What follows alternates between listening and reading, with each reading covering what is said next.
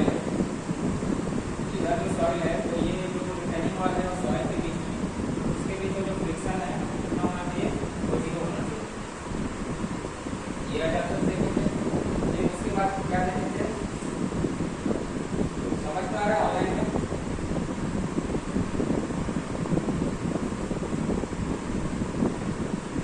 ठीक है, dry soil होना चाहिए, ओरिजिनल होना चाहिए, फ्रिक्शन नेग्लेक्टेड होना चाहिए और आइसोट्रॉपिक और होमोजेनियस, आइसोट्रॉपिक और homogeneous, isotropic and homogeneous soil होना चाहिए। इतना था। और सॉइल इज सेमी इंक्लाइंड, ये चीज शायद नहीं लिखे तो कर लिख लेंगे। Soil is semi inclined, semi inclined का मतलब ये होता है कि जो हमारा ग्राउंड लेवल है, टॉप से हमको दिखता है कि इसके ऊपर कुछ भी नहीं है, लेकिन इधर जाने में लगातार कंटिन्यू है, इसका कोई अंत नहीं होता। ठीक है, सॉइल का वैसे ही होता है कि यहाँ ग्राउंड लेवल है, ग्राउंड लेवल के ऊपर तो हम देखेंगे तो सॉइल रहेंगे, लेकिन इस तरफ जाएंगे, डायरेक्शन में जाएंगे, सॉइल के डायरेक्शन में, तो खत्म तो होगा नहीं। एक जिला खत्म होगा, दूसरा जिला चालू होगा, तीसरा जिला चालू होगा, चौथा जिला, फिर वैसे ही सी लेवल चालू होगा, फिर सी लेवल पार करेंगे, फिर कुछ ना कुछ चालू हो जाएगा। तो ग्राउंड लेवल तो खत्म नहीं होने वाला है, कहीं पे भी ऊपर नीचे हो सकता है, इस डायरेक्शन में खत्म नहीं होगा, इस डायरेक्शन में भी खत्म नहीं होगा और डाउनवर्ड डायरेक्शन में भी खत्म नहीं होगा। सॉइल को कितना भी खोदे, उसके नीचे पानी आएगा, फिर सॉइल आएगा, पत्थर आएगा, जो भी है, फिर उधर अंदर की तरफ भी जाएंगे, इस डायरेक्शन में भी जाएंगे, तो इतना भी अंदर तक जाए हम सॉइल का वो जो लास्ट है पॉइंट है, लास्ट पॉइंट है वो नहीं ले सकते, इसीलिए बोला गया सॉइल का सेमी इंक्लाइंड, सेमी इंक्लाइंड बोला गया। सेमी इंक्लाइंड का मतलब समझ में आया? कूलम्ब फ्री थ्योरी में देखते हैं, और इसमें क्या था, एक चीज और था कि जब सॉइल फेल हो रहा था तो कैसा था, प्लास्टिक इक्विलिब्रियम में था। सॉइल जब फेल हो रहा था तो कैसा था, प्लास्टिक इक्विलिब्रियम। जब सॉइल फेल हो रहा था तो कैसा था, प्लास्टिक इक्विलिब्रियम। और प्लास्टिक इक्विलिब्रियम मतलब एक बार फेल हो गया तो वापस से वो जैसे लोग रिमूव करते हैं तो अपना उसमें नहीं आता है, एक होता है इलास्टिक इक्विलिब्रियम, एक होता है प्लास्टिक इक्विलिब्रियम। तो इलास्टिक इक्विलिब्रियम मतलब कि जैसे ये फाउंडेशन है, जैसे ये फाउंडेशन है, ये फाउंडेशन है, तो फाउंडेशन में लोड लग रहा है, तो यहाँ की सॉइल में कुछ सेटलमेंट आया, लेकिन ये यहाँ से जो ग्रेडिंग हटेगा, ये वापस से सॉइल जो है इसका सेटलमेंट जीरो हो जाएगा, ये ऊपर आएगा, इसको बोलेंगे इलास्टिक इक्विलिब्रियम। प्लास्टिक इक्विलिब्रियम मतलब कि जो फाउंडेशन है, फाउंडेशन इधर सेटल हो गया, और जो सेटलमेंट होगा वो परमानेंट होगा, परमानेंट सेटलमेंट होगा। परमानेंट सेटलमेंट होगा, इस टाइप की चीज को बोलेंगे हम लोग इलास्टिक प्लास्टिक इक्विलिब्रियम। कि सॉइल हमारा परमानेंट सेटलमेंट हो जाएगा, इसको बोलेंगे हम लोग प्लास्टिक इक्विलिब्रियम। यहाँ तक का चीजें समझ में आया?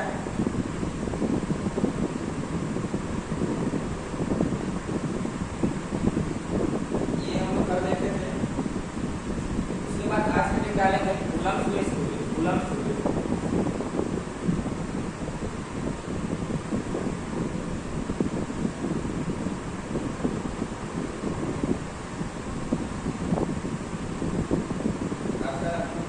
टॉपिक है कूलम्ब थ्योरी।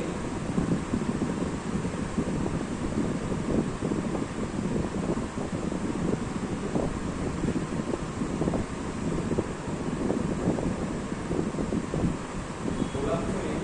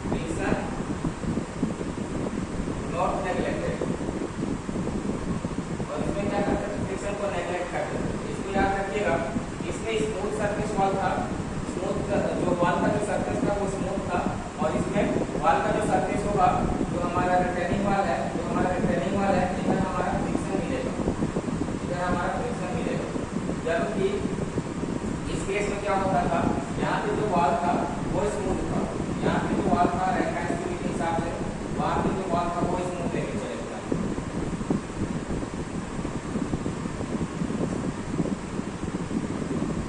उसके बाद है failure plane is assumed to be plane surface. इसमें वेज फेलियर होता है, इसमें लिख लीजिए वेज फेलियर होता है, इसमें वेज फेलियर होता है। वेज फेलियर मतलब कि ये हमारा रिटेनिंग वॉल है, ये हमारा रिटेनिंग वॉल है, इधर हमारा ग्राउंड लेवल है, इधर हमारा ग्राउंड लेवल है, इधर हमारा ग्राउंड लेवल है, इधर का जो सॉइल है, इधर का जो सॉइल है इधर से कट के एकदम सीधा सीधा कट के अलग हो जाएगा, ऐसा मान के चलते हैं। जबकि एक्चुअल में वो ऐसा फेलियर नहीं होता है, ऐसा फेलियर होता है। तो इसको बोला गया है वेज फेलियर। एक वेज की तरह फेल होगा, एक साइड से कट के एक पूरा जो स्लाइस वेज होता है उस टाइप का फेल होगा।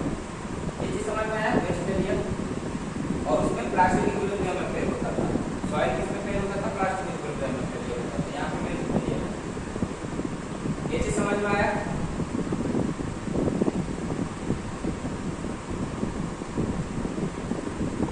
इसमें फिर एक लाइन और लिखना है, जो स्लाइडिंग वेज है, sliding wedge is assumed to be rigid.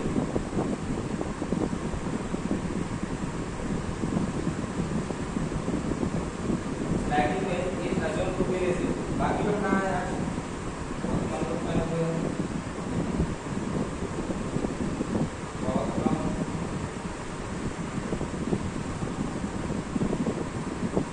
अब क्लास को बंद करेगा, मतलब बाकी लोगों को ज्वाइन नहीं हो रहे तो क्या करें, आप लोगों को क्लास करके ऑनलाइन बंद करना पड़ेगा।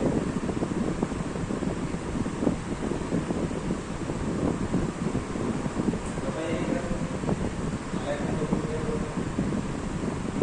समझ में नहीं आ रहा है, कैसे पढ़ चुके हो, कोई समझ नहीं आ रहा है तो कुछ करते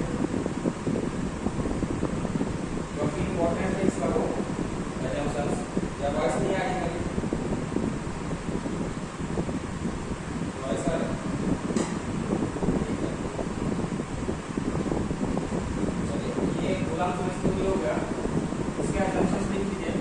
और कूलम्ब स्विच थ्योरी हम लोग क्या होता है, रेंकाइन्स थ्योरी किसके लिए करते थे, स्मॉल स्ट्रक्चर के लिए करते थे, स्मॉल स्ट्रक्चर के लिए यूज किया जाता था। जैसे कि इसमें एग्जाम्पल लिखे थे, रिटेनिंग वॉल में कौन सा रिटेनिंग वॉल, इसमें बहुत सारे रिटेनिंग वॉल हम लोग यूज करते थे, कैंटिलीवर रिटेनिंग वॉल या फिर काउंटरफोर्ट रिटेनिंग वॉल, ये दोनों यूज करते थे। और जो इसका एग्जाम्पल होगा कूलम्ब स्विच थ्योरी में, तो ये बड़े स्ट्रक्चर के लिए यूज होता है। ये किसके लिए यूज होता है, बड़े स्ट्रक्चर के लिए, बिग स्ट्रक्चर।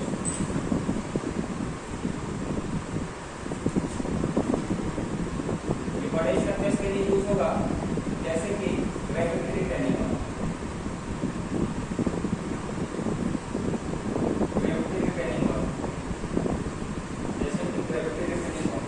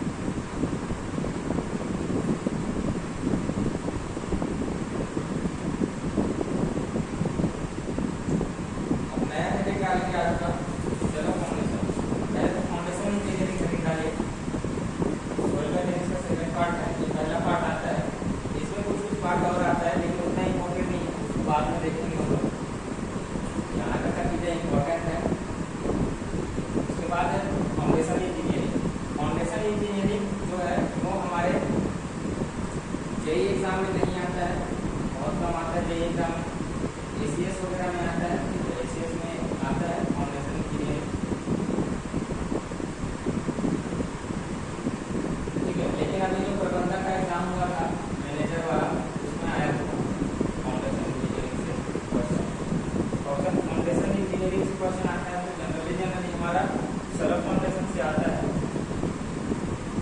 और सॉइल मैकेनिक्स में जो सबसे इम्पोर्टेंट पार्ट है वो यही सब है।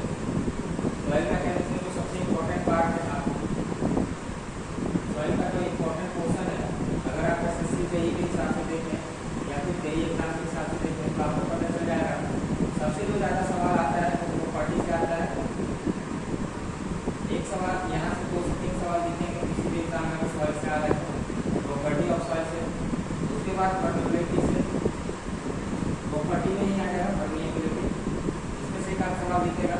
कंसोलिडेशन से 2 सवाल दिखेगा आपको, कंसोलिडेशन से, इसमें सेटलमेंट से या कंसोलिडेशन से 2 या 3 सवाल दिख जाएगा।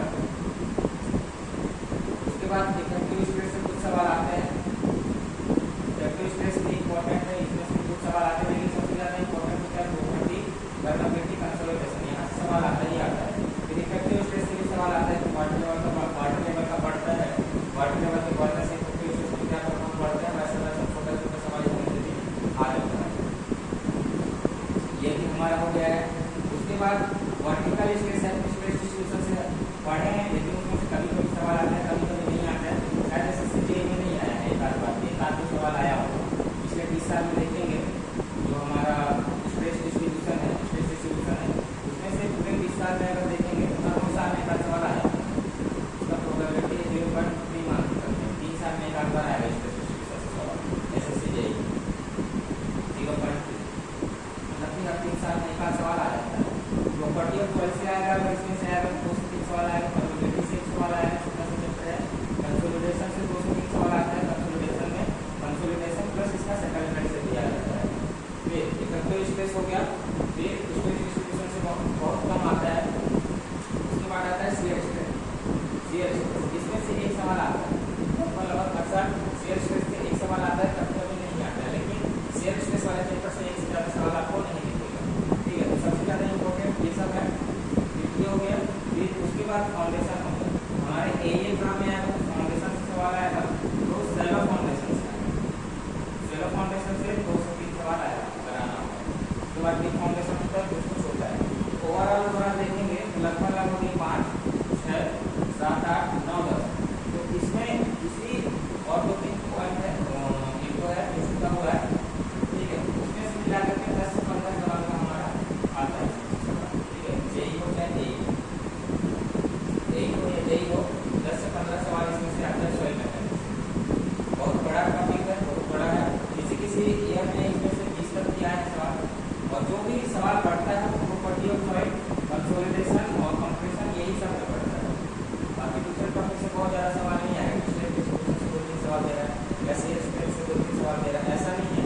ये जो इम्पोर्टेंट है consolidation, property of soil, permeability, ज़्यादा से ज़्यादा इफेक्टिव स्ट्रेस, यही ऊपर का 3-4 है, इसी में से 3-4 सवाल बढ़ेगा तो बढ़ेगा, जो भी 20 का पहुँचेगा, ठीक है।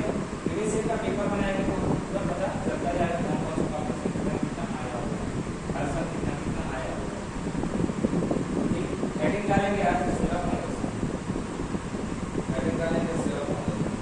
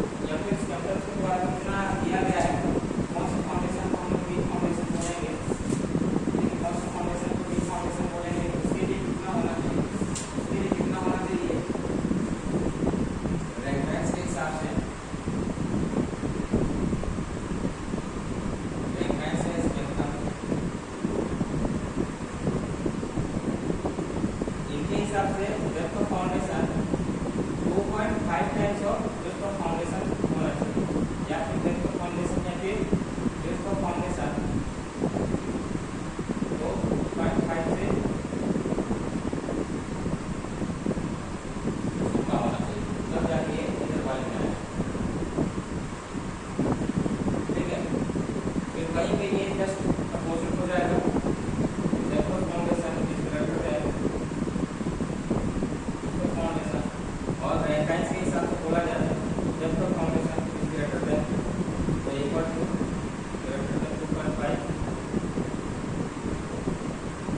therefore foundation.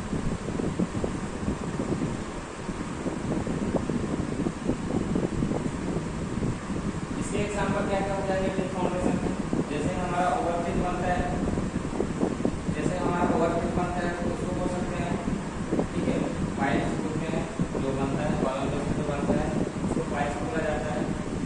ठीक है, या फुटिंग या केशन जो पानी में हम लोग बनाते हैं, किसी पाइप को पानी में हम लोग बनाते हैं तो उसको बोलते हैं केशन। ठीक है, या फिर केशन वो होता है कुआं टाइप का जो होता है ना, जो नहीं कुआं होता है देखने में, उसको भी केशन बोलते हैं। वो बड़ा सा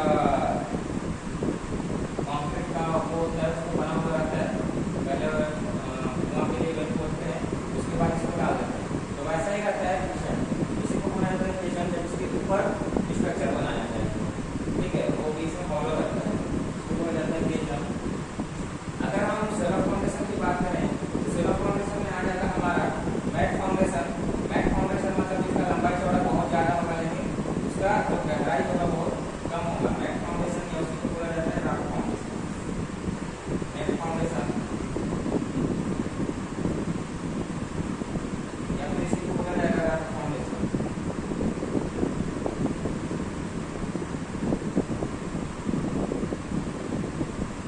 सेलो फाउंडेशन के अंदर जाता है, ठीक है, फिर एक आता है स्टिक फाउंडेशन वगैरह हो गया।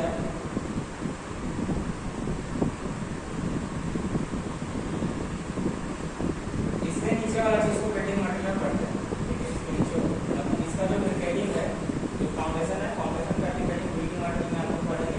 ठीक है, सेलो फाउंडेशन किसको कहते हैं, सेलो फाउंडेशन का टाइप कितना होता है, ठीक है, जैसे कि रॉक फाउंडेशन क्या होता है, स्टिक फाउंडेशन क्या होता है, स्ट्रैट फाउंडेशन क्या होता है, वो बेसिक सब जो भी चीज़ है, ठीक है, वो फर्स्ट ईयर में पढ़े होंगे आप, first year second year college में, वही सब चीज़ें हैं जिसको बिल्डिंग मटेरियल पढ़ते हैं। इसमें जो सोइल मैकेनिक्स पढ़ने लायक है वो ये था कि कब कब इसको ध्यान रखिएगा।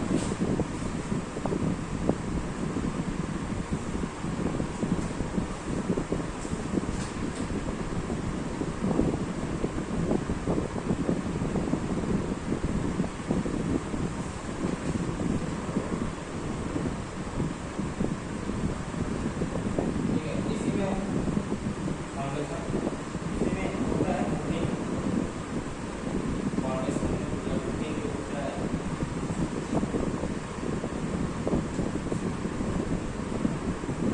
रॉक या मैट फाउंडेशन होता है, ठीक है, और एक होता है फुटिंग। इस फुटिंग के अंतर्गत डिफरेंट डिफरेंट टाइप का होता है जो फुटिंग होता है। एक तो आइसोलेटेड, ये सब पता है ना आप लोग को, ऑनलाइन में क्या क्या होता है, आइसोलेटेड फुटिंग,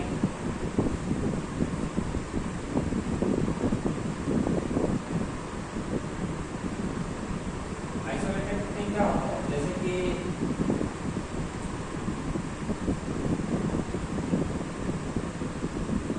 ये सिंगल कॉलम इसके ऊपर हम बना रहे हैं, ये हम फुटिंग ये इसके ऊपर एक सिंगल कॉलम बना रहे हैं, तो ये हो गया हमारा आइसोलेटेड फुटिंग, ये हो गया हमारा आइसोलेटेड,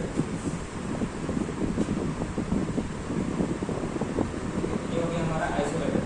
हम लोग घर बना रहे हैं, ठीक है, तो घर बना रहे हैं तो देखेंगे अलग अलग जगह में अलग अलग टाइप का होता है, ठीक है, यहाँ पे दरदरी वाला स्ट्रक्चर होता है, जैसे कि यहाँ पे बड़ा स्ट्रक्चर बन रहा है, कोई बड़ा स्ट्रक्चर बन रहा है, मॉल वगैरह बन रहा है, तो मॉल वगैरह बन रहा है, वहाँ पे क्या होता है, वहाँ का जो वो है वो देखेंगे आप आइसोलेटेड टाइप का नहीं दिखेगा। सबसे पहले पूरा बेस बनाया जाता है, उसके अंदर पूरे को कंक्रीटिंग किया जाता है, फिर उसके ऊपर हम फुटिंग करते हैं।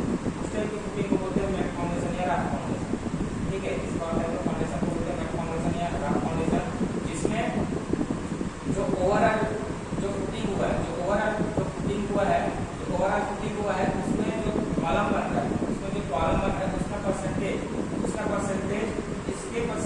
कम होता है, इसका जो परसेंटेज होता है उसका जो कॉलम बन रहा है, कॉलम में जो कंप्लीटिंग का परसेंटेज, टोटल परसेंटेज हम लोग निकाल सकते हैं कितना कंप्लीटिंग वर्क हुआ है, कितना कंप्लीटिंग वर्क हुआ है। उसमें हम लोग देखेंगे कि फ्लोरिंग किए हैं, डायरेक्ट फ्लोरिंग किए हैं, उसका जो परसेंटेज 50% से ज़्यादा जो हम लोग कॉलम बनाए हैं उसके परसेंटेज से ज़्यादा आ रहा है।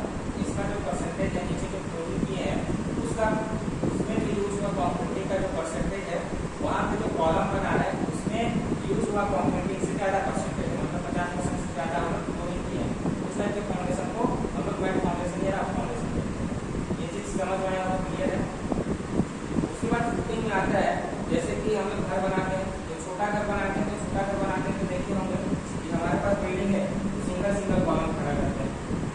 यहाँ पे एक कर दिए, ये यहाँ पे एक कॉलम बना दिए, यहाँ एक बना दिए और यहाँ एक बना दिए, ऐसे ही करके 9 को बना दिए।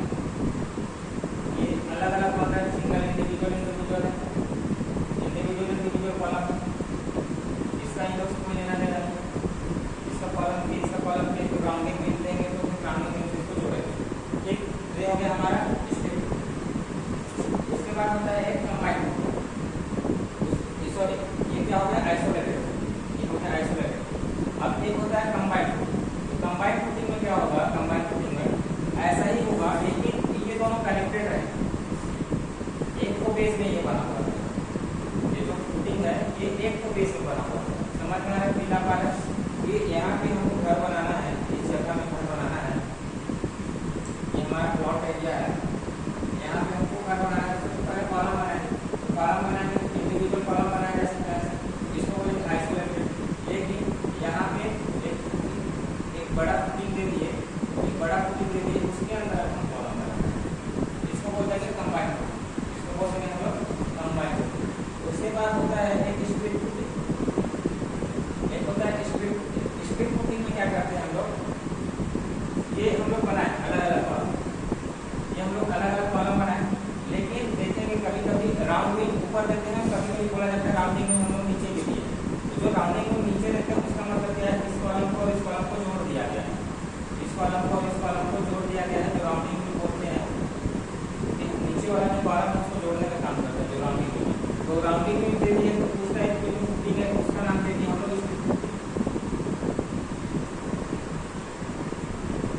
उसका नाम दे दिए हम लोग स्प्लिट।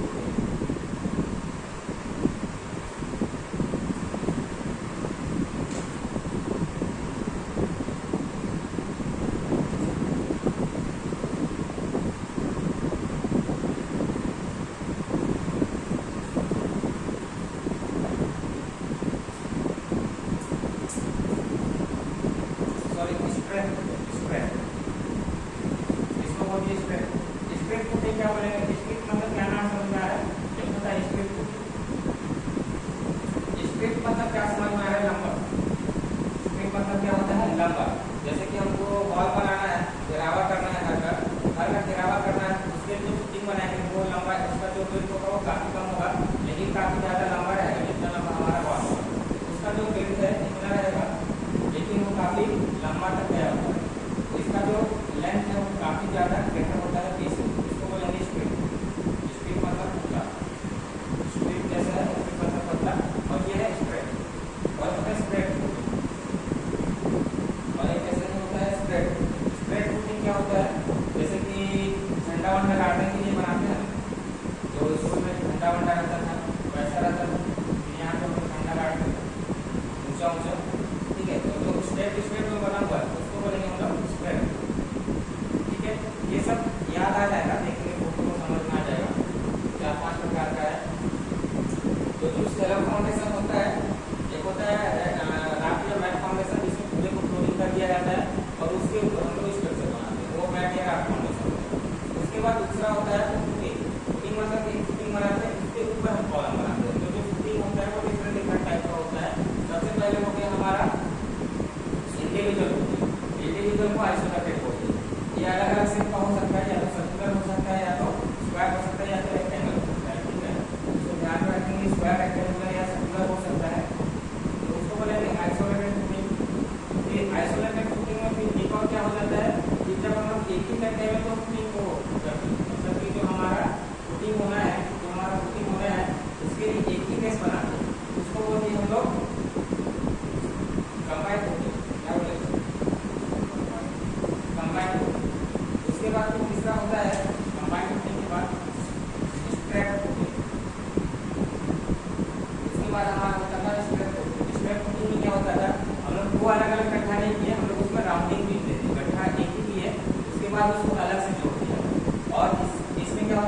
लंबाई में ये पूरा जुड़ा हुआ है और इसमें क्या है अंदर वाला से जुड़ा हुआ है।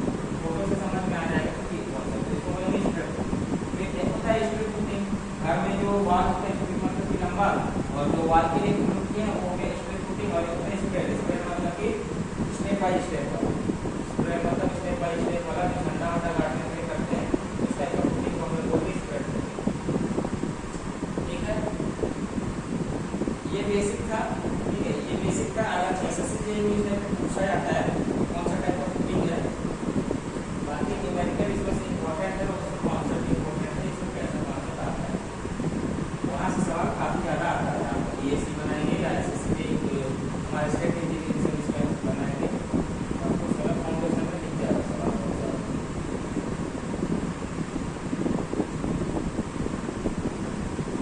यहाँ तक हो गया होगा तो हम आगे पढ़ते हैं। सेलो फाउंडेशन, सेलो फाउंडेशन, अब सेलो फाउंडेशन सेटिंग करेंगे इसमें।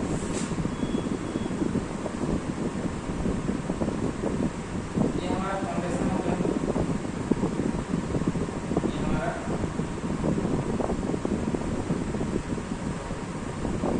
काम करेगा। ठीक है, ये हमारा काम करेगा। अब देखिए ये हमारा ग्राउंड लेवल है, ये फाउंडेशन हो गया। यहाँ पे हमारा लोड आ रहा है स्ट्रक्चर का या बिल्डिंग का जो भी करें, यहाँ पे लोड आ रहा है। तो ये फाउंडेशन है, यहाँ पे सॉइल स्ट्रक्चर होगा, यहाँ पे सॉइल स्ट्रक्चर नहीं होगा।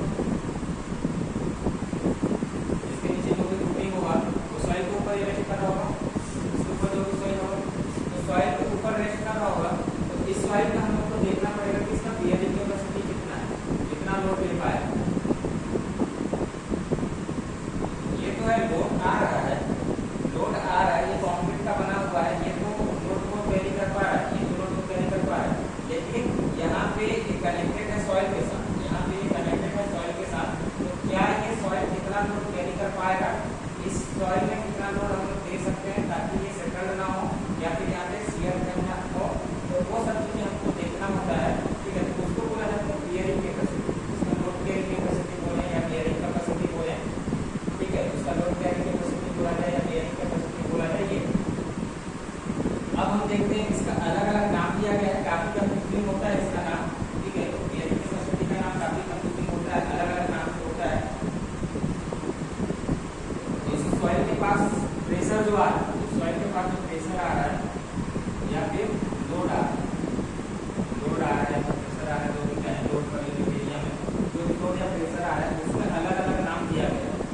यहाँ पे जो सॉइल है, इस सॉइल में जो लोड आ रहा है ऊपर से जो लोड आ रहा है, ऐसा लोड आ रहा है सॉइल में, ये जो लोड आ रहा है सॉइल में यहाँ पे उसका अलग अलग नाम दिया गया है। तो सबसे पहला नाम लिखेंगे बियरिंग कैपेसिटी का डेफिनेशन लिखेंगे, लोड कैरिंग कैपेसिटी।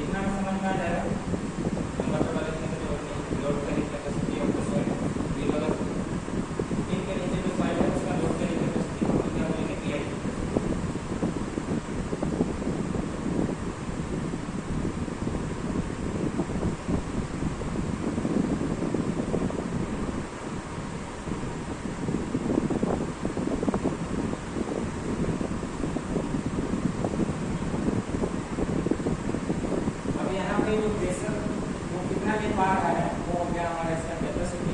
लेकिन यहाँ पे कितना प्रेशर आ रहा है, ठीक है, यहाँ पे कितना प्रेशर आ रहा है उसको हम देखेंगे cross pressure index.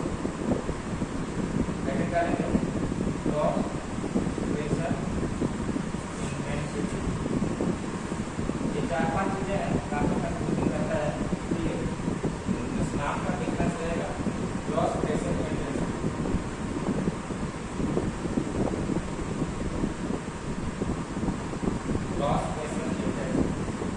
Cross pressure intensity में देखिए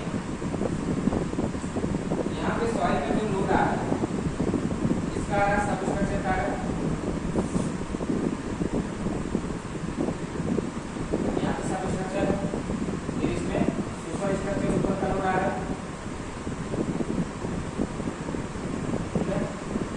क्या हुआ, इसके साइड साइड में ये जो सॉइल है उसका भी लोड आ रहा है, इसके साइड साइड में जो सॉइल है उसका भी लोड आ रहा है,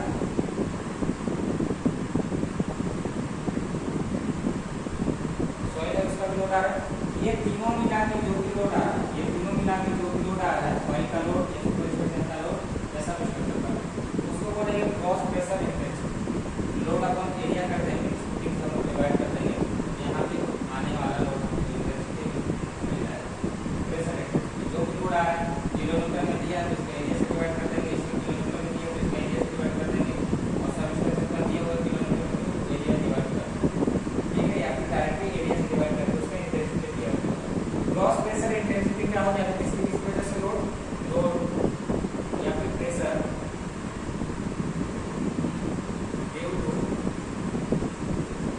सबस्ट्रक्चर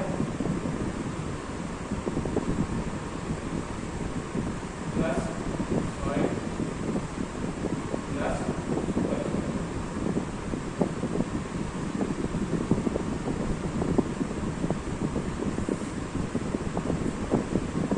सबस्ट्रक्चर प्रेशर देख लो,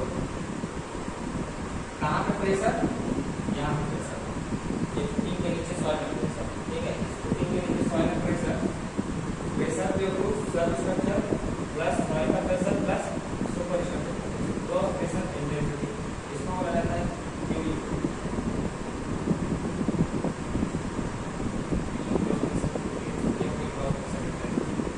नेट होता है नेट प्रेशर इंटेंसिटी,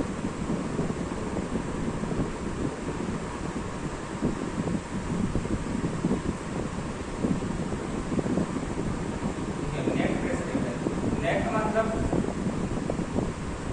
हम लोग का जो भी सेल्यूलर जो मिलता है, नेट सेल्यूलर होता है, प्योर सेल्यूलर होता है, ठीक है। तो नेट सेल्यूलर मतलब कि जो इनहेड आ रहा है, क्रॉस मतलब कि कितना टोटल बन रहा है। वो ऐसा नहीं इसके पास लोड का बात होगा तो यहाँ पे लोड हम किसकी वजह से दे रहे हैं, स्ट्रक्चर बनाए हैं उसकी वजह से दे रहे हैं, लेकिन जो ब्याज में सब स्ट्रक्चर इसके साथ जो सॉइल है उसका भी लोड को हम लोग क्रॉस प्रेशर इंटेंसिटी में इंक्लूड किए थे, लेकिन नेट प्रेशर इंटेंसिटी में हम लोग इसमें तो इसके अगल बगल जो सॉइल है उसके लोड को हम लोग इसमें इंक्लूड नहीं करेंगे, सिर्फ और सिर्फ इसका स्ट्रक्चर का लोड देखेंगे, या तो सब स्ट्रक्चर का देखें और सुपर स्ट्रक्चर का देखें, दोनों का मिला के देखें। इसके अगल बगल में जो भी सॉइल है उसको हम लोग नहीं देखेंगे।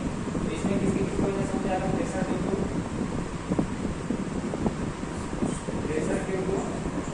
सुपर स्ट्रक्चर प्लस सब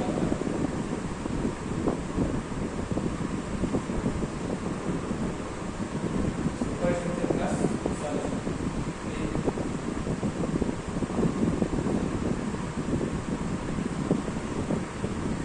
अगर हम लोग इसको हिंदी से सेव कर रहे हैं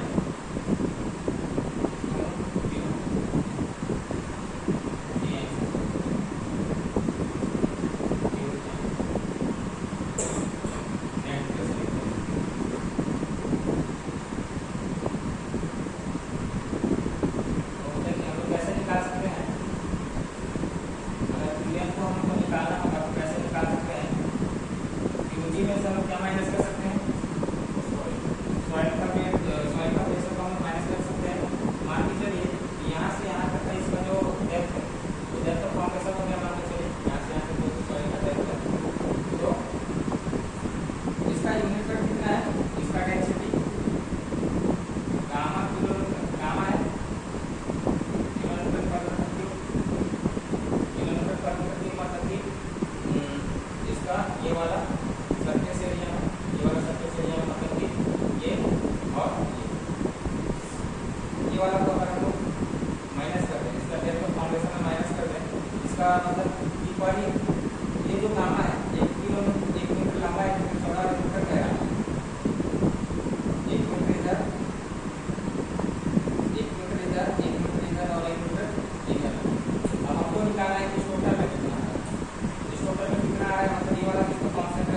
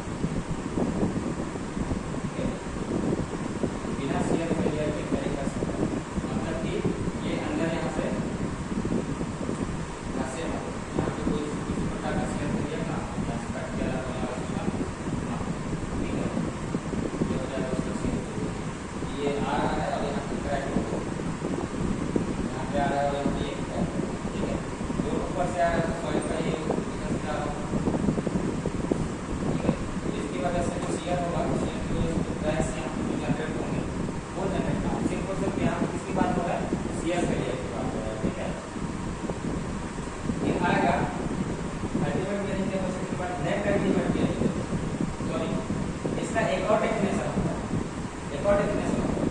इसमें हम क्या लिखेंगे, वह मैक्सिमम ग्रॉस प्रेशर जो सॉइल बिना शियर फेलियर के कैरी कर सकता है। इसका सेकंड डेफिनेशन ये होता है कि वह मिनिमम ग्रॉस प्रेशर, वह मिनिमम ग्रॉस प्रेशर जब सॉइल शियर में फेल हो जाता है, वह मिनिमम ग्रॉस प्रेशर जब सॉइल शियर में फेल हो जाता है, वह मिनिमम ग्रॉस प्रेशर जब सॉइल शियर में फेल हो जाता है। तो समझे दोनों के अंदर मैक्सिमम लोड जो वो कैरी कर पा रहा है, या तो मैक्सिमम लोड से जो थोड़ा सा लोड बढ़ा दिए, मतलब कि 10 तक वो कैरी कर पा रहा है, 10 किलोमीटर पर मीटर स्क्वायर में कैरी कर पा रहा है, 10.001 बढ़ा दिए जिसमें वो फेल हो जाता है। तो लगभग ये दोनों बराबर है, लगभग ये दोनों बराबर है। तो वह मिनिमम लोड मतलब कि 9 लगाया 10 लगाया 10 तक तो सेम है, 10 में नहीं हुआ, 10.001 लगा दिया तो उसमें जस्ट वो फेल हो गया। तो वह मिनिमम, अब तो वो 11 में फेल होगा, 12 में फेल होगा, 13 में फेल होगा, लेकिन सबसे कम किसमें फेल हुआ उसको हो गया, सबसे कम किसमें फेल हुआ 10.001 में फेल हो गया। तो वह मिनिमम लोड, वह मिनिमम ग्रॉस लोड या वह मिनिमम ग्रॉस प्रेशर जिसमें सॉइल शियर में फेल हो जाता है। फिर आता है नेट बियरिंग कैपेसिटी, चौथा है net bearing capacity. Net bearing capacity क्यों है,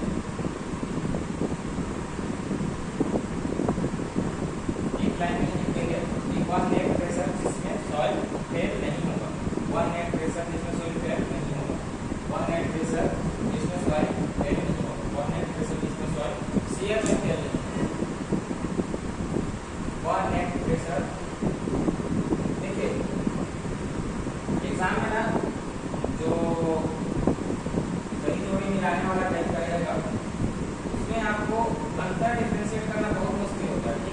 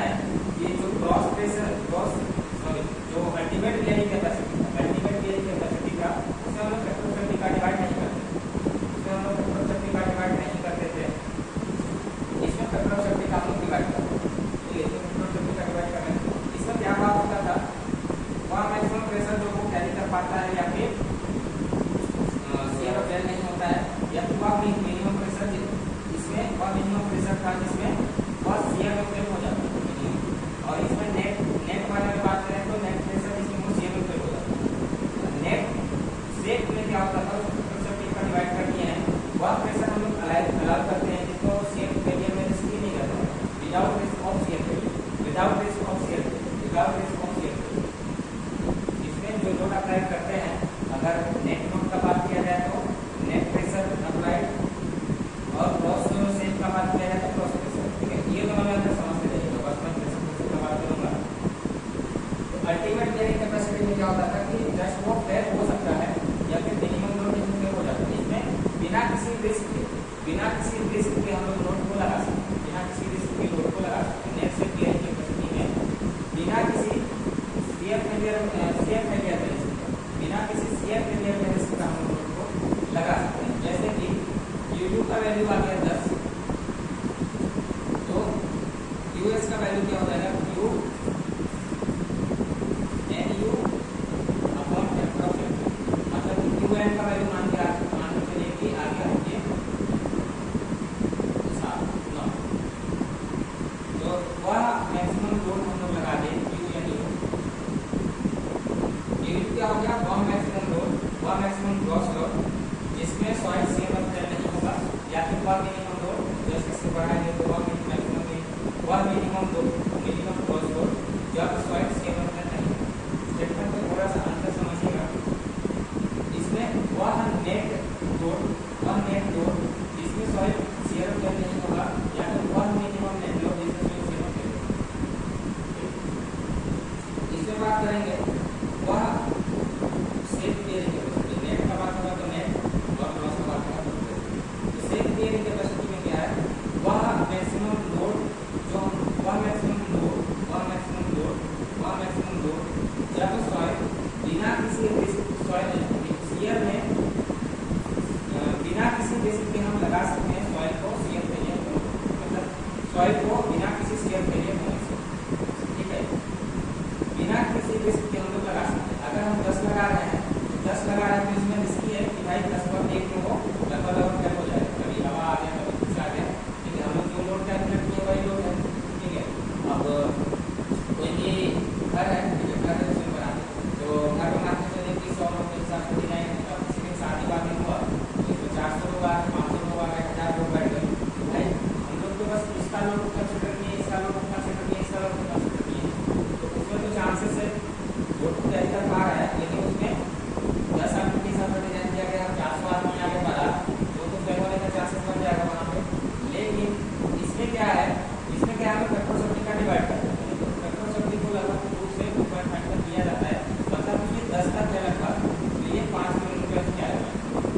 अगर ये 9 तक है नेट ये 4.5 तक किया जाएगा मैक्सिमम, मतलब कि इसमें हम 100 आदमी के हिसाब से बनाए थे, और 200 आदमी आएंगे तो फेल नहीं आएगा, 1000 आदमी आएंगे तो फेल नहीं आएगा, क्योंकि इस तरीके से आप लोगों का लोड बहुत कम होता है।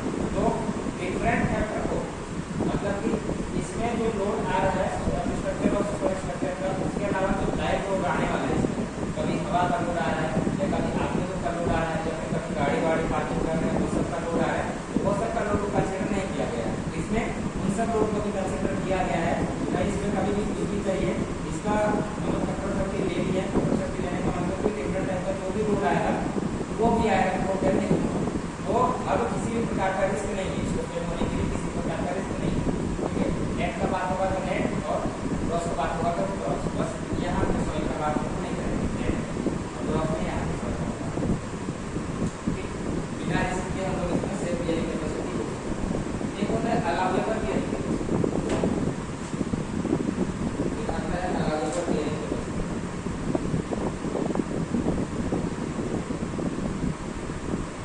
क्या आता है अलाउएबल बेयरिंग कैपेसिटी?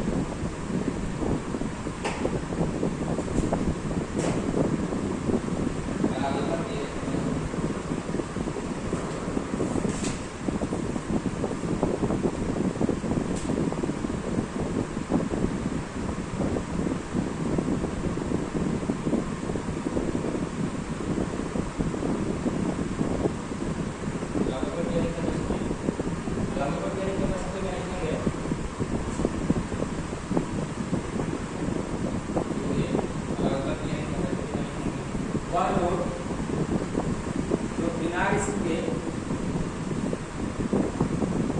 बिना सेटलमेंट रिस्क, उसमें शेयर रिस्क के नीचे इसमें सेटलमेंट रिस्क, वह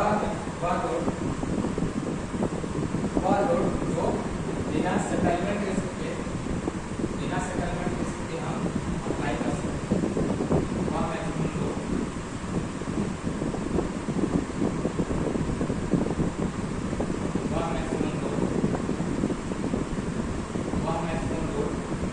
जो बिना सेटलमेंट रिस्क के हम लोग इसमें लगा सकते हैं, बिना सेटलमेंट रिस्क के हम लोग इसमें लगा सकते हैं, और लोग बिना सेटलमेंट रिस्क के हम लोग लगा सकते हैं, और लोग बिना सेटलमेंट रिस्क के लगा सकते हैं।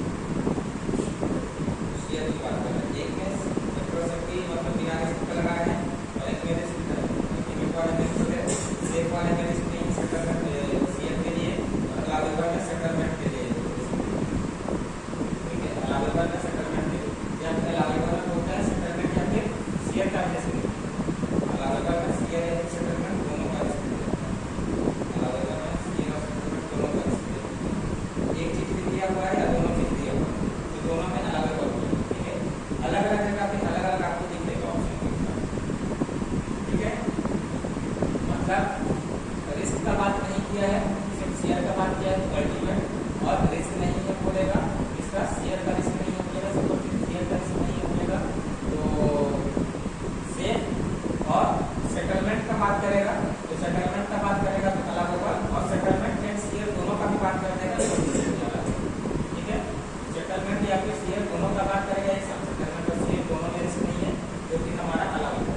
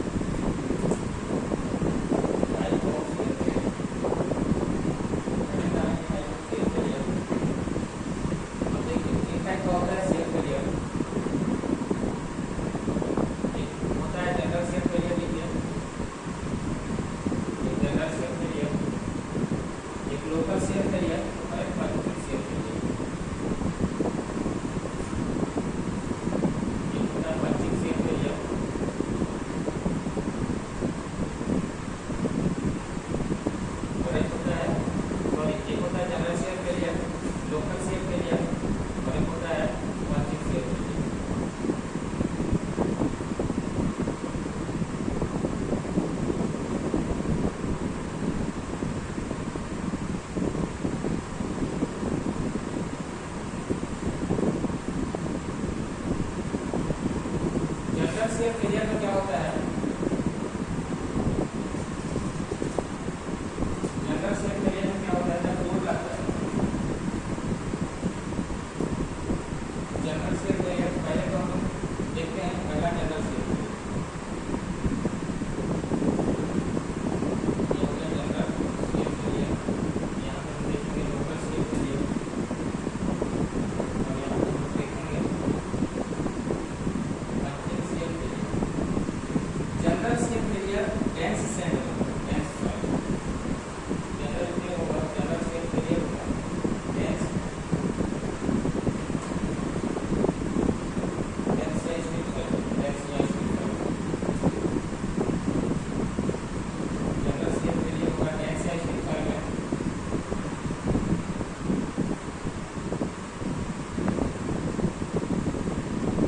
देखिए डेंस या स्लिप सॉइल है, डेंस या स्लिप सॉइल है, यहाँ से जो लोड आएगा, यहाँ से जो लोड आएगा ये तो 45 डिग्री में चलता ही है,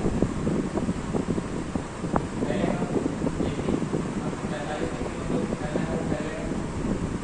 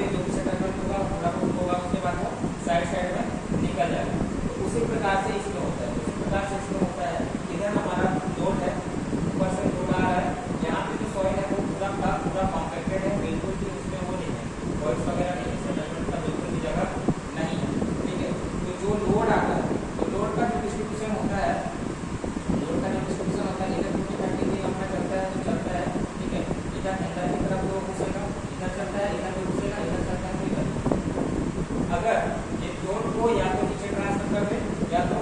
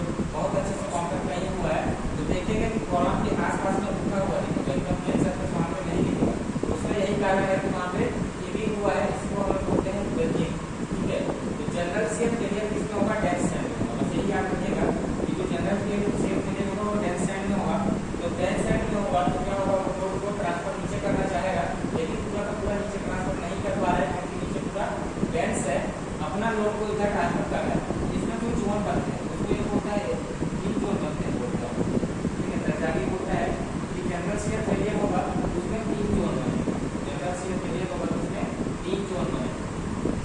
लिख लीजिए जनरल शेयर फेलियर समझ में आया। जनरल शेयर फेलियर का प्रोसीजर, नीचे पूरा डैश है इसलिए नीचे पूरा नहीं कर पा रहा है, नीचे ट्रांसपोर्ट नहीं कर पा रहा है, उसको ऊपर साइड का प्रेशर कम दिख रहा है तो वो ऊपर साइड का सॉइल खुल जा रहा है, जिसको हम बोलते हैं हीविंग या फिर बर्निंग। ठीक, तो इसमें लिखेंगे दो तीन, इसमें अलग अलग जोन है, 3 जोन रखते हैं। सबसे पहले तो लिखेंगे डेंस या फिर स्टिफ सॉइल में होगा, दूसरा लिखेंगे 3 जोन बनते हैं, 3 जोन बनते हैं, 3 जोन बनते हैं।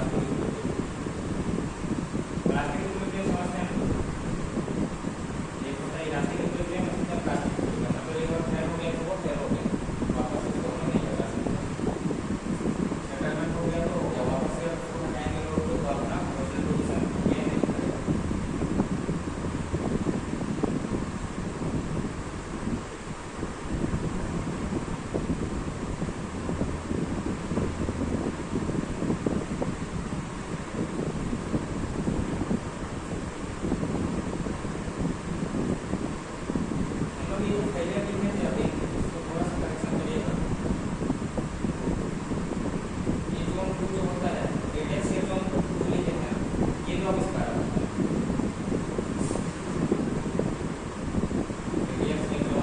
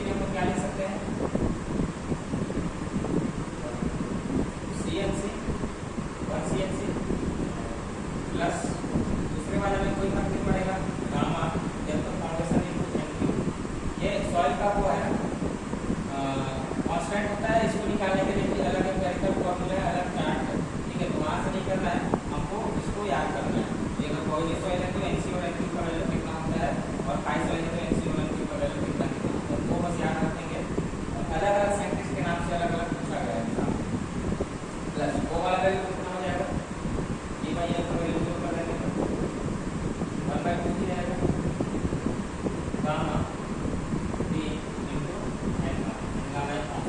ये फॉर्मूला हो जाएगा अल्टीमेट एयर कैपेसिटी का। ठीक है, अब देखिए यहाँ पे जो पी यूज हुआ है, यहाँ पे जो पी यूज हुआ है वो विड्थ ऑफ फाउंडेशन है, वो विड्थ ऑफ फाउंडेशन है, लेकिन वो है इधर के डायरेक्शन। जो पी है ये वाला जो टर्म्स है, ये वाला जो टर्म्स है वो सरफेस, ये वाला जो टर्म्स है, ये वाला जो टर्म्स है वो सरफेस के आसपास का है। ठीक है, ये वाला जो बियरिंग कैपेसिटी है इस डेप्थ में यहाँ बस का, यहाँ बस की सॉइल टेम्परेचर बता रहा है। ये जो सॉइल है, ये जो सॉइल है, ये जो सॉइल है वो सरफेस का बियरिंग कैपेसिटी को बता रहा है। ये जो टर्म्स है वो लगभग सरफेस के बियरिंग, सरफेस के आसपास का बियरिंग कैपेसिटी बता रहा है। ये जो टर्म्स है ये बता रहा है यहाँ के बियरिंग कैपेसिटी का बात कर रहा है। ये जो टर्म्स है यहाँ के बियरिंग कैपेसिटी का बात कर रहा है। और ये वाला जो टर्म्स है, ये वाला जो टर्म्स है यहाँ से बी डेप्थ तक, यहाँ से बी डेप्थ तक, यहाँ से बी डेप्थ तक, यहाँ तक का बियरिंग कैपेसिटी का बात कर रहा है। ये वाला जो टर्म्स है यहाँ से यहाँ तक की बियरिंग कैपेसिटी का बात कर रहा है। ये बी डेप्थ है तो बी डेप्थ तक इसका का वो होगा। इसी में पूछा जाता है कि वाटर का लेवल है, वाटर का लेवल है इस बी से नीचे है तो क्या प्रभाव पड़ेगा, इस बी के ऊपर है तो क्या प्रभाव पड़ेगा, इस ओर में है तो क्या प्रभाव पड़ेगा, इस ओर में है तो क्या प्रभाव पड़ेगा। ठीक है, ये 3-4 चीजें हैं जो आता है। तो अगर एग्जाम में पूछा गया था कि वाटर लेवल अगर बढ़ता है, वाटर लेवल चलिए वहां तक अभी नहीं पहुंचे हैं, वहां तक पहुंचेंगे तो ये फॉर्मूला समझ में है, रटना है, फॉर्मूला कुछ नहीं है, रटना है। ठीक है, अगर कोई नॉन पॉजिटिव सॉइल है तो सी ए वाला सी 0 हो जाएगा, नॉन पॉजिटिव 0 है तो पहले देख लेते हैं एक आठ percent.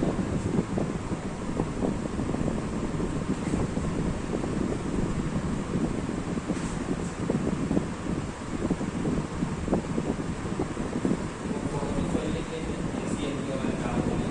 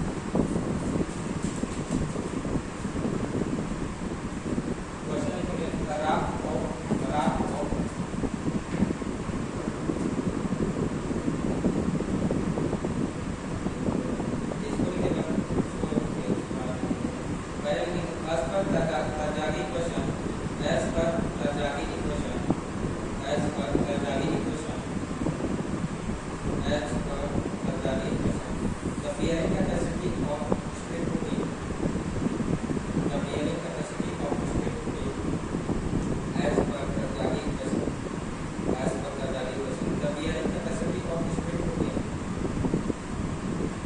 resting on cohesive soil, resting on cohesive soil, resting